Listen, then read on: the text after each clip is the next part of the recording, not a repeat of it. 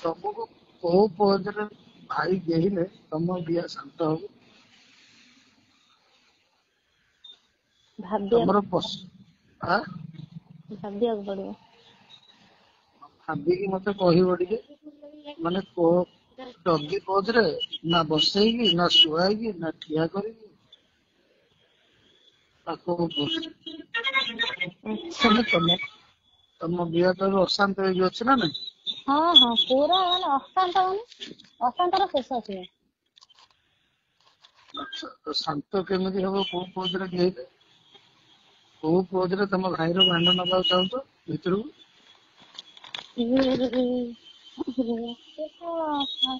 ମତେ ଲାଗୁଛି ମତେ ନର୍ମାଲ ପୋଜ ଯୋଉଟା ସେଇଟାରୁ ଷ୍ଟାର୍ଟ ହବ।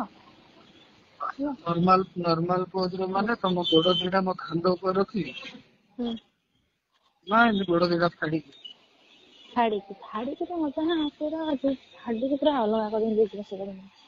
ଫାଳିକିଟା ଯେମିତି ଫାଳି ଦିଆଟା ପୁରା ମାନେ କମଳା ଫାଳଟା ପୁରା ଫାଳ ହେଇକି ରହିବ ଦି ସାଇଡ୍ ନା? ସେଇ ଯୋଉ ଫାଳିକିଆ କମଳାରେ ମାନେ ପୁରା ଯେମିତି ଫାଡି ହେଇକି ଥିବ, ମୋ ଭାଣ୍ଡଟା ସେ ଭିତରେ ପଶିକି ଆହୁରି ପୁରା ଫାଡ୍ ଦବ। ବାସ୍ ପୁରା ଚିରି ହେଇଯିବ।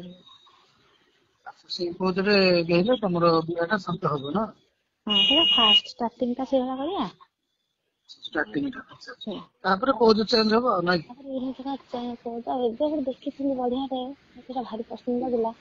ପୁରା କାଖରେ କାଖେଇକି ତା ଦି ଛୁଆକୁ ହାତ ବସିକି କାଖ କରିଥାଏ ପେଟ କତିରେ। ଆଚ୍ଛା, ମୁଁ ଠିଆ ହେବି, ତମେ ତମକୁ କାଖେଇବି। କାଖ କରିକି ଆଚ୍ଛା, ମାନେ ଯେମିତି ଆଗ ଆଡୁ ମାନେ ଛାତିକି ଛାତି ଲାଗିବ, ଯୁଦ୍ଧକୁ ଯୁଦ୍ଧ ଲାଗିବ। ଆଚ୍ଛା, ତାପରେ ମୋ ଭାଣ୍ଡଟା ତମ ବିଆ ଭିତରେ ପଶିବ। ମାନେ ଦି ଗୋଡ କତିରେ କାଖରେ ଦି ଗୋଡ ଛୁଆ ମିଲେଇକି ହାତ ବସେଇକି ସେଇ ହାତ ମିଲେଇ ହେଇଯିବ ବାସ୍। ତମେ ମାନେ ପକେଇକି ଆଚ୍ଛା, ମୋ ହାତ ଦିଟା ତମ ଜଙ୍ଘ ତଳେ ରହିବ। ବାସ୍ ସେଟା ଫାଡିଦବ। ଜଙ୍ଘ ଫାଡିକିରି ଜଙ୍ଘ ଦିଟାକୁ ଫାଡିକିରି ଧରିବି।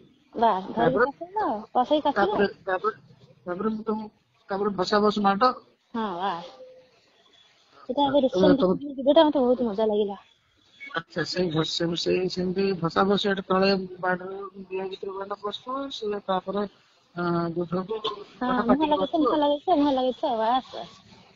ଆଚ୍ଛା, ମୁହଁ ଲାଗୁଥିବ, ମୁହଁ ବି କେତେବେଳେ ଯୁଦ୍ଧକୁ ଚାପୁଥିବ, ଏଗୁଡା ସବୁ ଏମିତି ନାଇଁ କି? ଆଚ୍ଛା, ଆଉ ତ ବଢିଆ। ମତେ ବି ସେଇ ପୋଜଟା ଭଲ ଲାଗେ। ଆଚ୍ଛା, ସେଇଟା କରିବା ଆଉ।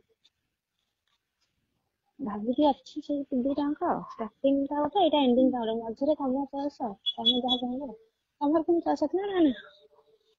ଆଚ୍ଛା ଭଉଣୀ, ମୋର ତ ସବୁ ପୋଜ୍ ପସନ୍ଦ। ମତେ ତ ତମେ ଯେମିତି କହିଲ ଶୁଆଇକିରି ମାନେ ଫାଷ୍ଟ ପୋଜଟା, ତାପରେ ଏଇ ପୋଜଟା, ତାପରେ ପଛ ଆଡୁ ଡଗି ଷ୍ଟାଇଲରେ ତମେ ଆଣ୍ଠେଇକି ରହିବ, ମୁଁ ପଛ ଆଡୁ ଦି ହାତରେ ସେ ପଛ ଆଡୁ କରୁଥିବି। କୁକୁର ମାନେ ଯେମିତି ହୁଅନ୍ତି ସେମିତି। ଡଗି ପୋଜ୍ ଜାଣିଛ ତ? ଦେଖିଛି ପଛ ଆଡୁ।